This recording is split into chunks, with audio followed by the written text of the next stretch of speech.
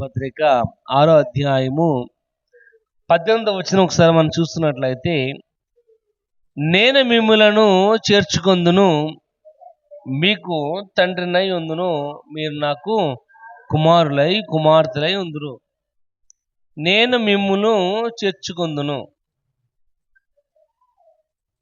ఆయన మనకు తండ్రి అయి ఉన్నాడు.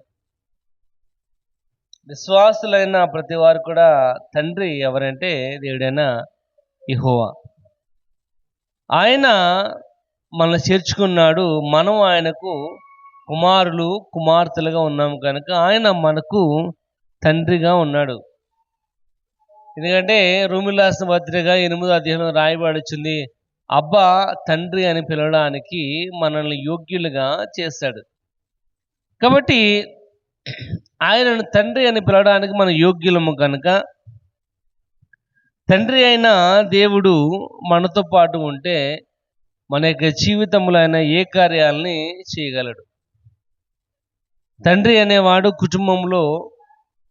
కుటుంబానికి పెద్ద దిక్కుగా ఉండి కుటుంబం యొక్క పోషణ నిమిత్తము, బిడ్డల యొక్క పోషణ నిమిత్తము, కుటుంబం యొక్క సంరక్షణ నిమిత్తము చాలా కష్టపడిన వాడిగా మనం చూస్తూ ఉంటాం. ఇక్కడ దేవుని యొక్క వాక్య భాగం ఏమి తెలియజేస్తున్నాడంటే, తండ్రి అయిన దేవుడు మన యొక్క జీవితంలో ఉన్నట్లయితే మనం కూడా ఎటువంటి యొక్క కార్యాలని మనము చూడగలం. ఆయన మన యొక్క జీవితంలో ఉన్నట్లయితే ఏ రకమైన ఆశీర్వాదాలకు మనకు కారణముగా ఉండగలం అనేది కొద్ది నిమిషాలు దినమున మనం నేర్చుకుందాం. ముందుగా మత్తయి సువార్త 6వ అధ్యాయం. మత్తయి సువార్త 6వ అధ్యాయం 25వ వచనం నుంచి చదువుకుందాం. అందువలన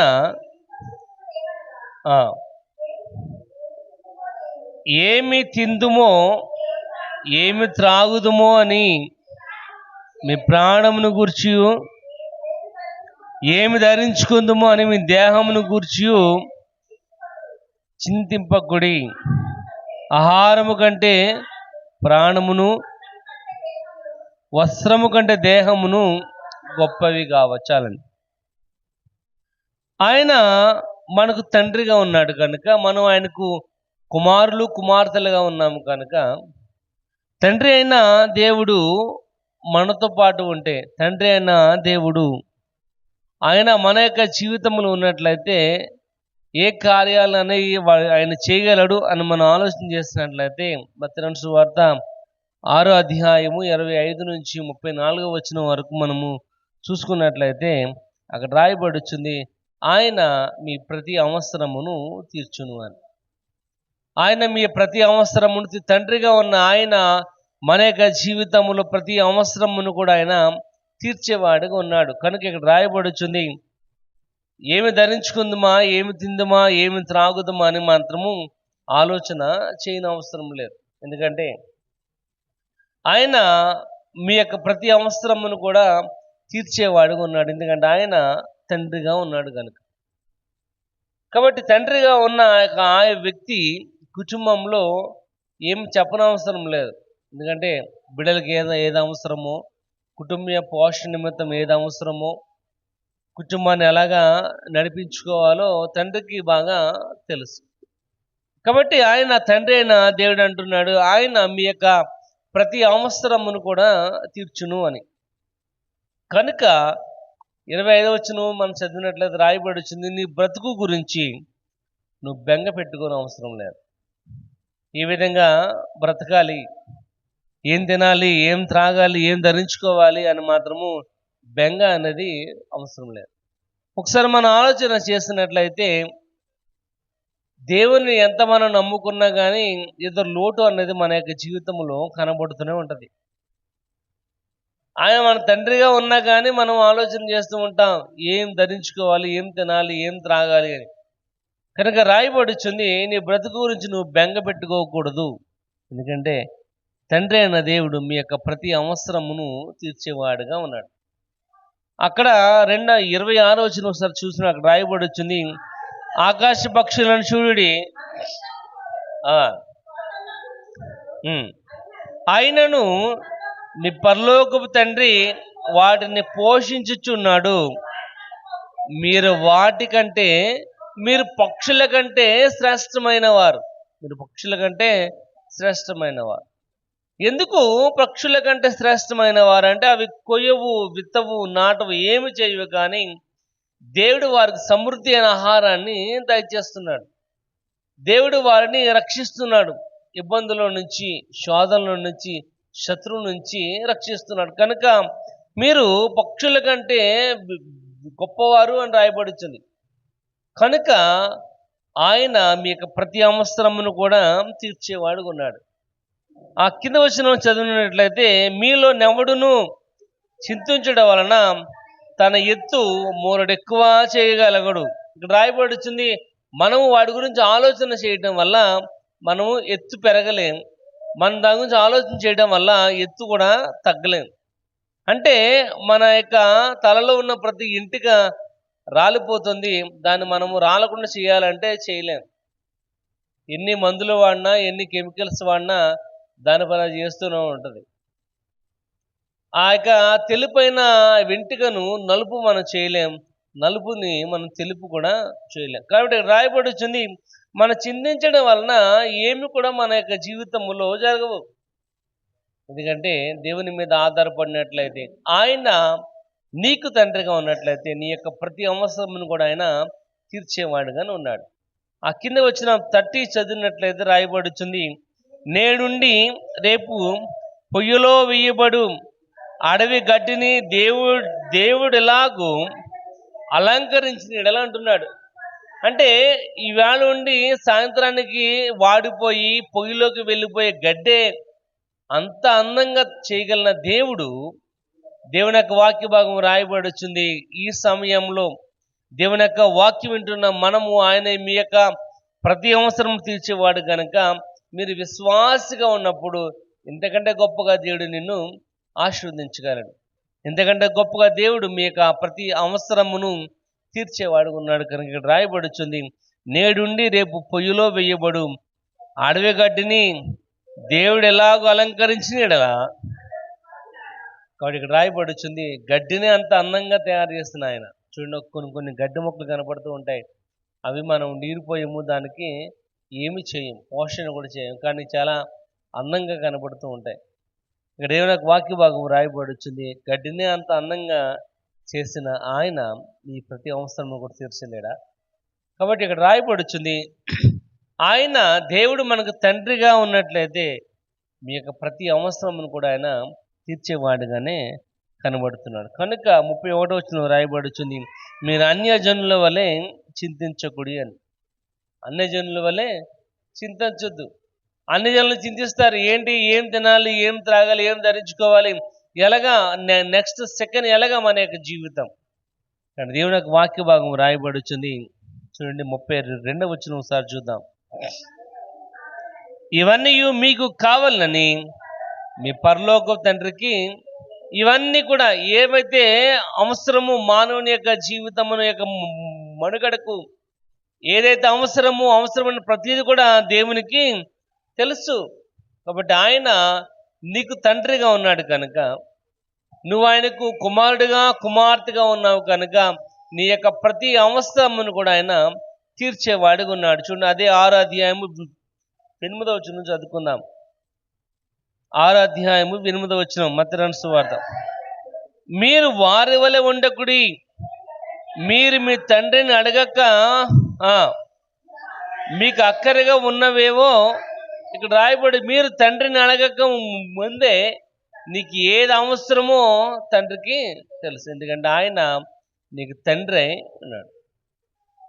ఆయన నీకు తండ్రిగా ఉన్నాడు కనుక, తండ్రిగా ఉన్న ఆయన నీ యొక్క జీవితంలో కనుక ఉన్నట్లయితే నీ ప్రతి అవసరమును కూడా ఆయన తీర్చేవాడుగా ఉన్నాడు కనుక నీకేమి అవసరమో, నీకేమి కావాలో, ఏ టైంలో ఏది అవసరమో తండ్రికి బాగా తెలుసు. మనమే చింతిస్తూ ఉంటాం, మనమే ఆలోచన చేస్తూ ఉంటాం, ఇవి ఉంటే బాగుండు, అవి ఉంటే బాగుండు అని. కానీ దేవుని యొక్క వాక్య భాగం సెలవిస్తుంది, నీకు ఏ టైంలో ఏది అవసరమో, ఏది అవసరంగా నీ యొక్క జీవితంలో ఉందో ఆయనకు తెలుసు. దానికి తగినట్లుగానే ఆ సమయానికి ఆయన నీకు అందజేస్తాడు కనుక దేవుడు తండ్రిగా నీ యొక్క జీవితంలో ఉన్నట్లయితే నీ ప్రతి అవసరమును కూడా ఆయన తీరుతుంది అని రాయబడుచుంది. చూడండి, యోహాను సువార్త 16 అధ్యాయం 24 వచనం చూద్దాం. యోహాను సువార్త 16:24 వచనం. ఇది వరకు మీరు ఏమీ నా పేరట అడగలేదు, మీ సంతోషము పరిపూర్ణమగునట్లుగా అడుగుడి, మీకు ఏంటంటే మీ సంతోషము పరిపూర్ణమగునట్లుగా మీరు అడుగుడి. అంటే నీకు ఏదైతే సంతోషాన్ని కలిగిస్తుందో, ఏదైతే నీ యొక్క జీవితంలో ఉంటే నువ్వు ఆనందపడతావు, అది నువ్వు దేవుని అడిగినట్లయితే ఆయన తప్పకుండా నీ అవసరాన్ని తీర్చేవాడిగా ఉన్నాడు. అంటే అడిగేవారిగా ఉండాలి. అంటే నీ అవసరం తీరాలి అంటే మనం దేవుణ్ణి అడగాలి. మనం అనుకోవచ్చు, ఇదేంటండి ఇందాక మీ వచనంలో మీకు ఏది అవసరమో తండ్రికి తెలుసు కనుక ఆయన మీకు ఇస్తాడన్న ఉన్నది, ఇక్కడ అడగాలి అంటున్నారని. అంటే ఇది రిలేషన్షిప్, దేవునికి నీకు ఉన్న మధ్య సంబంధం. నువ్వు అడిగేవారికి ఉండాలి, దేవుడు ఇచ్చేవారికి ఉంటాడు. కనుక నీకు ఏది అవసరమో, ఏ టైంలో అవసరమో ఆయన తెలుసు కనుక నువ్వు అడిగినట్లయితే ఆ టయానికి ఆయన దాన్ని నీకు సమకూర్చగలడు. కనుక రాయబడుచుంది, దేవుడు మనకు తండ్రిగా ఉన్నట్లయితే, దేవుడు నీకు తండ్రిగా ఉన్నట్లయితే నీ ప్రతి అవసరమును కూడా ఆయన తీర్చేవాడిగా ఉన్నాడు. రెండోది చూద్దాం, 2 కొరింథీ 1 అధ్యాయం, 2 కొరింథీ 1 అధ్యాయం 3-4 వచనాలు చదువుకుందాం. కనికరము చూపు తండ్రి, సమస్తమైన ఆదరణను అనుగ్రహించు దేవుడు, మన ప్రభు అయిన యేసుక్రీస్తు తండ్రి అయిన దేవుడు స్తుతింపబడునుగాక. దేవుడు మమ్మను ఏ ఆదరణతో ఆదరించుచున్నాడో ఆ ఆదరణ ఎట్టి శ్రమలో ఉన్న వారినైనను ఆదరించుటకు శక్తి గల వారమగునట్లు మమ్మును ఆదరించున్నాడు. ఇక్కడ రాయబడుచుంది ఆదరణ. కాబట్టి ఆయన దేవుడు మనకు తండ్రిగా ఉన్నట్లయితే మన యొక్క జీవితమునకు ఆదరణ అనేది ఆయన దయచేసగలవాడు. ఇక్కడ రాయబడుచుంది, కనికరము చూపు తండ్రి, సమస్తమైన ఆదరణ అనుగ్రహించి దేవుడు అని రాయబడు. సమస్తమైన ఆదరణ, మన యొక్క జీవితంలో సమస్తమైన ఆదరణ అవసరం. ఇక్కడ రాయబడుచున్నట్లుగా చూడండి, 23వ కీర్తన ఒకసారి చూద్దాం. 23వ కీర్తన 4వ వచనం ఒకసారి చూడండి. 23వ కీర్తన, గాఢంధకారపు లోయలలో నేను సంచరించినను ఏ అపాయమునకు నేను భయపడను, నీవు నాకు తోడై ఉన్నావు కనుక నీ దుడ్డిగరయు నీ దండమును నన్ను ఆదరించును. గాఢంధకార లోయలలో, మరణ ఛాయలో, మరణ చావు నీడలో నువ్వు ఉన్నప్పటికీ ఏ అపాయము నీకు రాదు. ఎందుకంటే నీ దొడ్డికర, నీ దండము నన్ను ఆదరించు. కాబట్టి మన యొక్క జీవితంలో తండ్రి మనకు దేవుడు మనకు తండ్రిగా ఉన్నట్లయితే మీ అవసరం తీర్చడం మాత్రమే కాదు, కానీ ఆయన ఆదరణ కలిగించేవాడుగా ఉన్నాడు. అది ఎలాగంటే చావు నీడలో, భయంకరమైన లోయలో నువ్వు ఉన్నప్పటికీ ఏ అపాయం నాకు నువ్వు భయపడిన అవసరం లేదు, ఎందుకంటే నీ తండ్రి నీకు తోడుగా ఉన్నాడు. మరి ప్రియమైన వాళ్ళు, ఇక్కడ రాయబడుచుంది 4వ వచనంలో, దేవుడు మిమ్మును ఏ ఆదరణతో ఆదరించున్నాడో ఆ ఆదరణ ఎట్టి శ్రమలో ఉన్న వారినైనను అని రాయబడుచుంది. అంటే ఎంత భయంకరమైన శ్రమలో నువ్వు ఉన్నప్పటికీ ఆయన మాత్రము ఆదరించువాడుగా కనబడుతున్నాడు. ఒకసారి మనం ఆలోచన చేసినట్లయితే కొంతమంది ఉంటారు, ఈ కొంతమందికి ఆదరణ అనేది ఉంటుంది, శ్రమ అనేది ఉండదు. కొంతమందికి శ్రమ ఉంటుంది, వాళ్ళని ఆదరించేవారు ఎవరు కూడా ఉండరు. కాబట్టి ఇక్కడ వాక్యభాగం రాయబడుచుంది, నువ్వు ఎలాంటిగా ఉన్నప్పటికీ విశ్వాసిగా ఉన్నట్లయితే నీకు ఆదరణ ఉంటుంది, అదేవిధంగా శ్రమ కూడా ఉంటుంది. రెండు కూడా ఉంటాయి. కొంతమందికి శ్రమ ఉండదు, కానీ ఆదరించేవారు ఎవరు కూడా కనపడరు. కొంతమందికి ఆదరించే వాళ్ళు ఎక్కువ ఉంటారు, కానీ మన జీవితంలో శ్రమలు అనేవి కనపడవు. కానీ విశ్వాసిగా ఉన్న నీవు, క్రైస్తవునిగా యేసు ప్రభుని నీ సొంత రక్షకునిగా అంగీకరిస్తున్న నీకు మాత్రము ఆదరణ ఉంది, శ్రమ కూడా ఉంది. ఇక్కడ రాయబడుచుంది, ఆ ఆదరణతో ఎట్టి శ్రమలో ఉన్నవారినైనను ఆదరించుటకు ఆయన శక్తి కలిగిన వాడు. ఆయన నీ ప్రియమైన తండ్రి.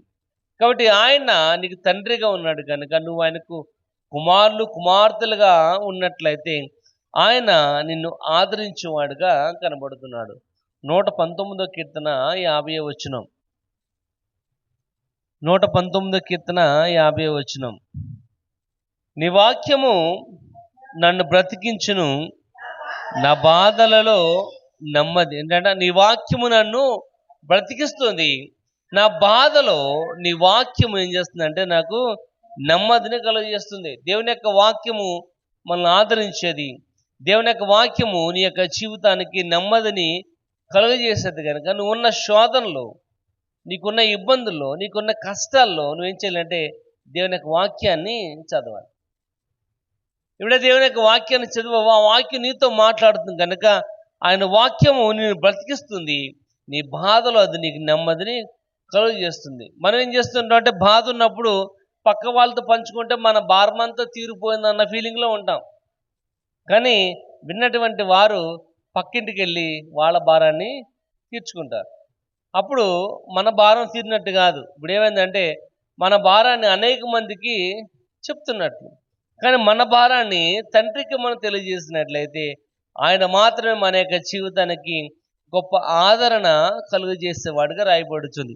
అందుకే అంటున్నాడు, ఆదరణ ఎట్టి శ్రమలో ఉన్న వారినైనాను ఆదరించుటకు శక్తి కలిగినట్లుగా ఉంది. ఆయన మన పరలోకపు తండ్రి. ఆయన నీకు తండ్రిగా ఉన్నట్లయితే ఆయన ఇచ్చిన ఆదరణ ఎవరు కూడా ఇవ్వలేరు. అందుకే రాయబడుచుంది యెషయా గ్రంథము 66 అధ్యాయము 13 వచనం చూద్దాం. యెషయా గ్రంథము 66 అధ్యాయం 13 వచనం.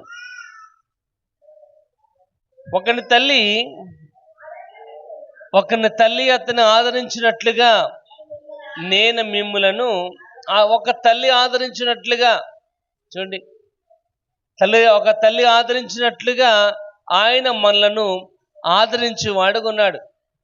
తల్లి దగ్గరికి ఏ శ్రమాన్ని కన్నీరు పెట్టుకుని వెళ్ళినట్లయితే తల్లి చేయలేకపోయినా, అంతటి గొప్ప కార్యమును తల్లి ఆలోచించలేకపోయినా కానీ తల్లి మాత్రము ఆదరించేదిగా కనబడుతుంది. అందుకే అంటున్నాడు, ఒక తల్లి అతన్ని ఆదరించినట్లుగా నేను నిన్ను ఆదరిస్తాను. కాబట్టి ప్రియమైన వాళ్ళరా, దేవుడు మనకు తండ్రిగా ఉన్నాడు కనుక ఆయన నిన్ను ఆదరించేవాడుగా ఉన్నాడు.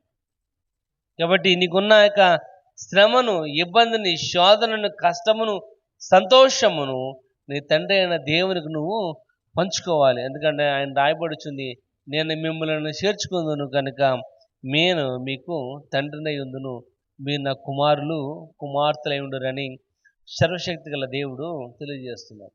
ఇక్కడ ప్రియమైన వాళ్ళారా, ఆయన మనకు తండ్రిగా ఉన్నాడు కనుక ఆయన మాత్రమే మన యొక్క జీవితమునకు ఆదరణ కలుగజేసి వాడుకున్నాడు. ఎందుకంటే ఆయన ఎట్టి శ్రమలోనూ ఉన్నప్పటికీ ఆయన మాత్రమే నిన్ను ఆదరించువాడు అని రాయబడుతుంది. ఇక్కడ ప్రియమైన వాళ్ళరా, ఒకటి దేవుడు మనకు తండ్రిగా ఉన్నట్లయితే ఒకటి రాయబడుచుంది, మీ ప్రతి అవసరమును కూడా తిరుగుతుందని. రెండోది రాయబడుచుంది, ఆయన మాత్రమే నిన్ను ఆదరించగలవాడు. గొప్ప ఆదరణ నీ యొక్క జీవితంలో కలుగుతుందని వాక్యభాగం రాయబడుచుంది. మూడోది చూద్దాం, యోహాను సువార్త 16వ అధ్యాయము 32వ వచనం. 16:32.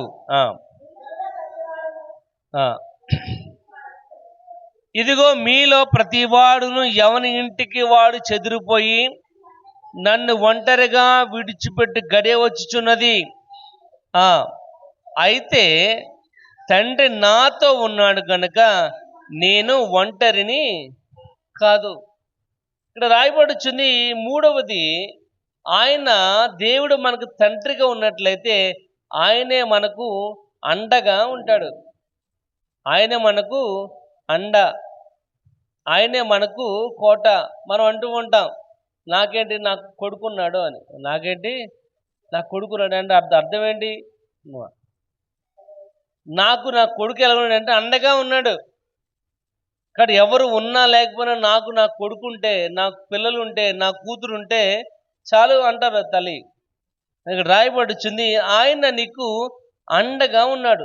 ఏ అండగంటే చూడండి, ఇదిగో మీలో ప్రతివాడును ఎవరి ఇంటికి వాడు చెదిరిపోయి నన్ను ఒంటరిగా విడిచిపెట్టుచున్నాడు. మీలో ప్రతి వాడు కూడా ఏం చేస్తున్నాడంట, ఎవరి ఇంటికి వారు వెళ్ళిపోచూడండి. మత్తయి సువార్త 26:56 చూద్దాం.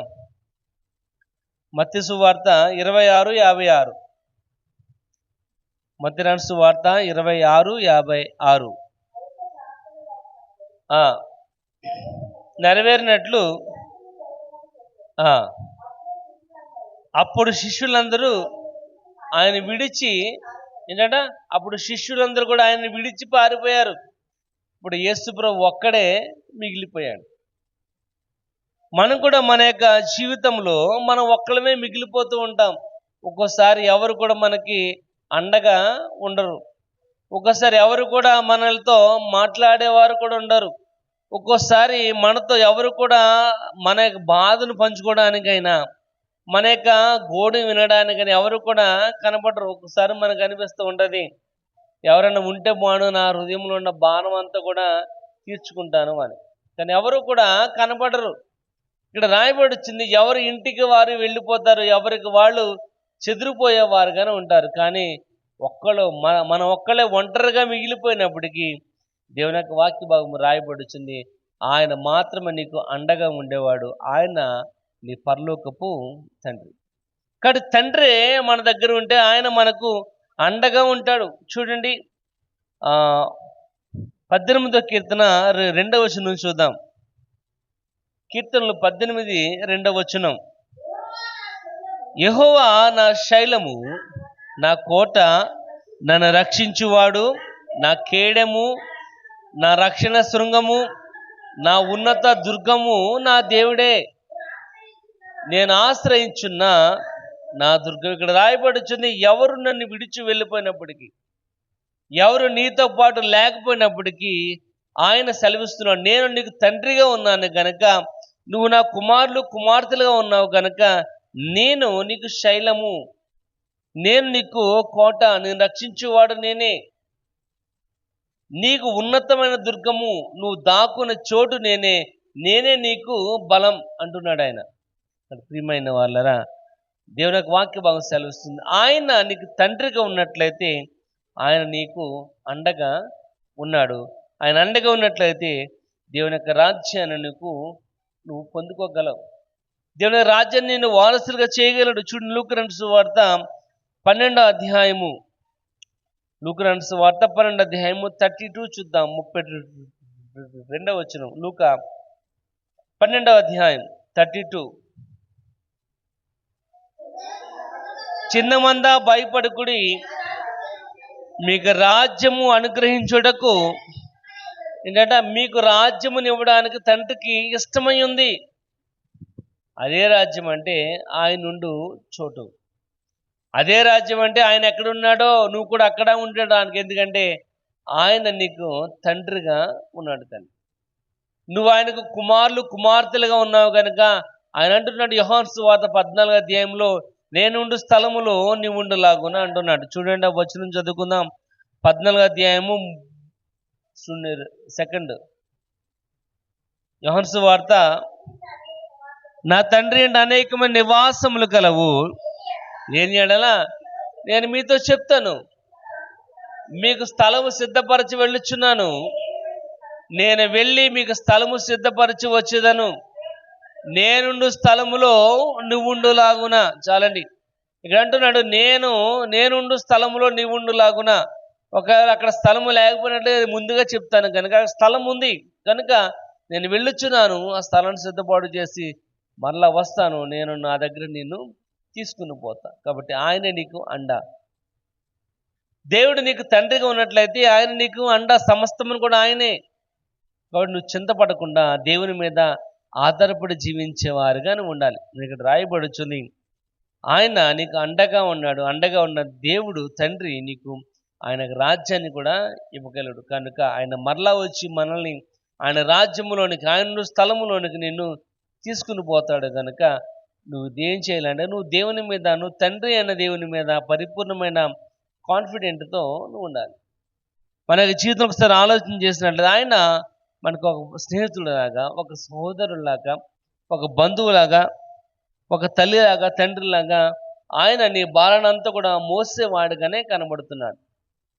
ఇక్కడ ప్రియమైన వాళ్ళరా, దేవుని యొక్క వాక్య భాగం సెలవిస్తుంది, నేను మిమ్మలను చేర్చుకొందును, నేను మీకు తండ్రినై ఉందును, మీరు నాకు కుమారులు కుమార్తెలుగా ఉందిరని సర్వశక్తి గల యెహోవా సెలవిస్తున్నాడు. కాబట్టి ప్రియమైన వాళ్ళరా, ఈ ఉదయకాల సమయంలో దేవుడు మనకు తండ్రిగా ఉన్నట్లయితే, ఆయనే మన యొక్క జీవితం తండ్రిగా ఉన్నట్లయితే, ఆయన చేసే కార్యాలు ఏంటంటే ఇక్కడ రాయబడుతుంది, మొదటిది మీ ప్రతి అవసరమును కూడా ఆయన తీర్చేవాడిగా ఉన్నాడు.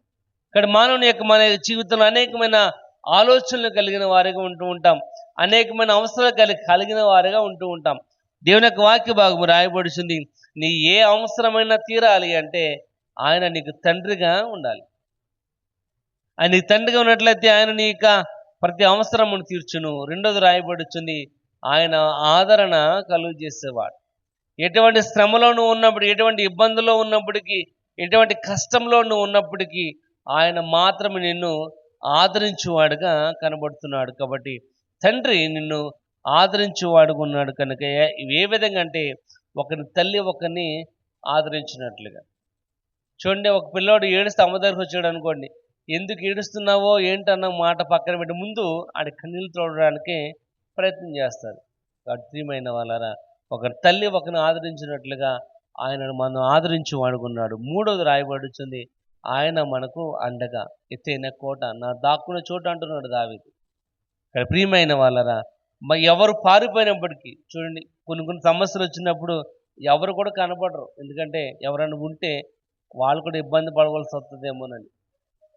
ఆమసత్తులో కనుక ఉన్నట్లయితే, అందుకే నిజమైన స్నేహితుడు విడువక నిన్ను ప్రేమించేవాడు. నిజమైన స్నేహితుడు ఆయన ఒక ఫ్రెండ్ వలె, ఆయన తండ్రి అయినప్పటికీ ఒక ఫ్రెండ్ వలె నీతో పాటు ఉన్నాడు కనుక నిన్ను ఇన్ని ఇబ్బందులు వచ్చినా, కష్టం వచ్చినా, అయిన వారు నేను కాదనుకున్నప్పటికీ, నీ ఫ్రెండ్స్ నేను కాదనుకుని దూరంగా పారిపోయినప్పుడు, ఎందుకంటే శిష్యులే యేసుప్రభుని విడిచిపెట్టి పారిపోయారు. ఆ పరిస్థితిని చూసి యేసుప్రభు యొక్క శిలువ మరణం చూసి అందరూ కూడా దాక్కున్న వారుగా, పారిపోయిన వారుగా కనబడుతున్నారు. కానీ ఆయన అంటున్నాడు, ఎవరు నన్ను విడిచిపెట్టి వెళ్ళిపోయినప్పటికీ నేను మాత్రము ఒంటరిని కాదు. నేను ఒంటరిని కాదు, ఎందుకంటే నాకు నా తండ్రి ఉన్నాడు. ప్రియమైన వాళ్ళ, మన యొక్క జీవితం కూడా మనం ఒంటరిగా మిగిలిపోవచ్చు, కానీ ఒంటరిగా ఉన్నప్పటికీ 1000 మందితో 10,000 మందితో సమానం చేయగల దేవుడిని మనము ఆరాధిస్తున్నాం. ఆయన నీకు తండ్రిగా ఉన్నాడు. ప్రియమైన వాళ్ళ, ఉదయకాల సమయంలో దేవుని యొక్క వాక్య భాగం రాయబడుతుంది, ఆయన మనకు అండగా ఉండి ఆయన రాజ్యాన్ని మనకి ఇచ్చేవారు ఉన్నాడు కనుక రేపటి దినమున ఆయన ఉండే స్థలంలో మనం కూడా ఉండులాగున ఆయన తండ్రిగా ఉన్నాడు కనుక మనం ఆయన తండ్రిగా స్వీకరించినట్లయితే ఆయన మనల్ని కుమారులు కుమార్తెలుగా స్వీకరించగలడని దేవుని యొక్క వాక్య భాగం సెలవిస్తుంది.